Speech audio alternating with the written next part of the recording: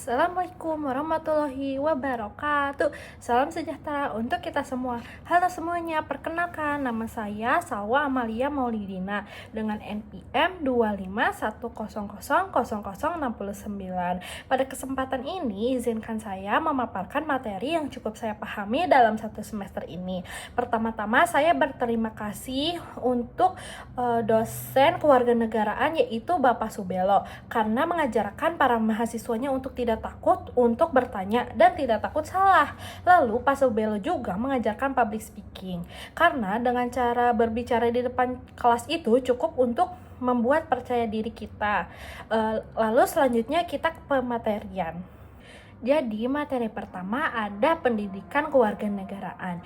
Pendidikan kewarganegaraan adalah mata kuliah yang berlandaskan Pancasila dan Undang-Undang Dasar 1945. Tujuannya untuk membentuk warga negara yang cerdas, demokratis, bermoral, serta memiliki rasa cinta tanah air.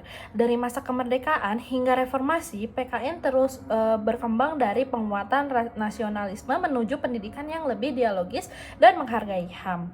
Intinya, PKN bukan sekedar teori, tetapi proses membentuk manusia di Indonesia yang berkarakter Pancasila. Lalu, materi kedua yaitu warga negara cerdas di era digital.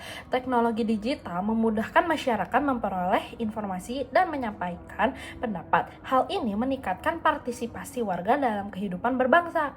Namun, muncul pula tantangan seperti hoax dan rendahnya literasi digital.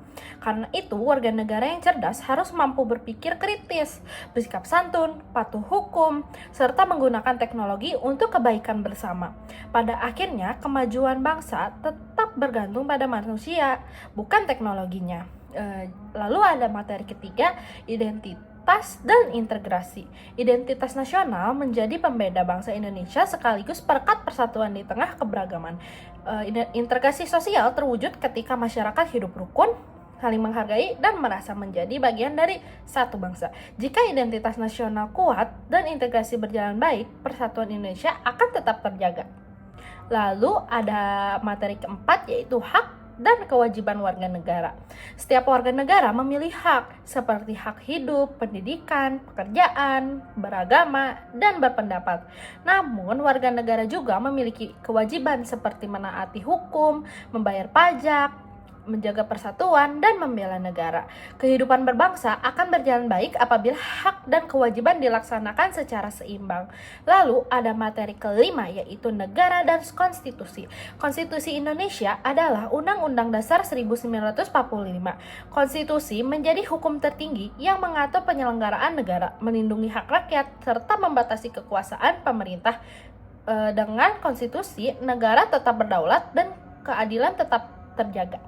Lalu materi keenam, negara hukum demokrasi.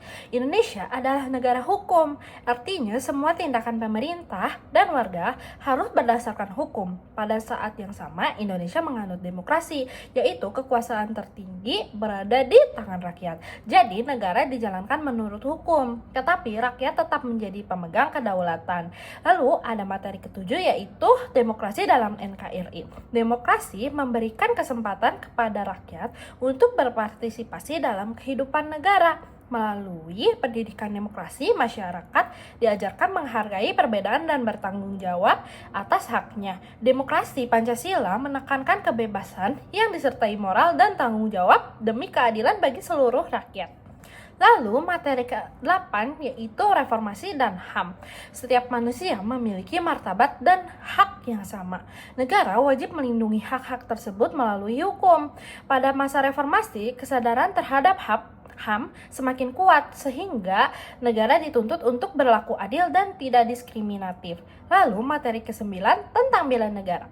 Bela negara adalah sikap dan tindakan untuk menjaga bangsa dan negara. Bela negara tidak hanya dilakukan oleh tentara, tetapi semua warga negara. Misalnya dengan menaati hukum, menjaga persatuan, dan ikut serta dalam kegiatan positif.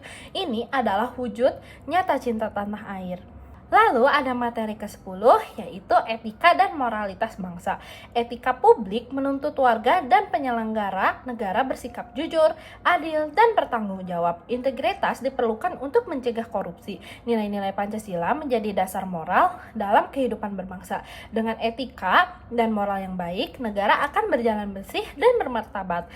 Lalu materi ke-11 yaitu wawasan Nusantara. Wawasan Nusantara adalah cara pandang bahwa Indonesia merupakan satu kesatuan wilayah dan bangsa. Kesadaran ini menuntut setiap warga untuk lebih mengutamakan kepentingan nasional, menjaga kepersatuan, dan mencintai tanah air agar Indonesia tetap kokoh. Lalu materi ke-12 yaitu ketahanan nasional. Ketahanan nasional adalah kemampuan bangsa menghadapi ancaman baik dari dalam maupun luar. Ketahanan ini meliputi bidang politik, ekonomi, sosial, budaya, dan keamanan. Ketahanan yang kuat akan menjaga stabilitas negara dan masa depan bangsa. Lalu ada materi ke-13 yaitu globalisasi. Globalisasi membuat hubungan antar negara semakin terbuka dan cepat. Hal ini membawa manfaat seperti kemajuan teknologi dan pengetahuan, tetapi juga beresiko mengikis budaya lokal. Karena itu, warga negara harus mampu menyaring pengaruh luar, berpikir kritis, dan tetap berpegang pada nilai Pancasila. Lalu materi terakhir yaitu ke-14 yaitu Pancasila dalam era globalisasi. Pancasila menjadi dasar moral bangsa Indonesia dalam menghadapi globalisasi. Nilai-nilainya membantu masyarakat menyaring budaya asing, menjaga persatuan, dan mempertahankan jati diri bangsa. Dengan Pancasila, Indonesia dapat maju tanpa kehilangan identitasnya. Jadi kesimpulan dari semua materinya yaitu seluruhnya mengajarkan bahwa warga negara Indonesia harus cerdas, bermoral, demokratis, dan berpegang pada Pancasila agar bangsa tetap kuat di tengah perkembangannya zaman. Segitu saja pematerian dari saya. Mohon maaf bila ada yang kurang atau yang salah. Wassalamualaikum warahmatullahi wabarakatuh.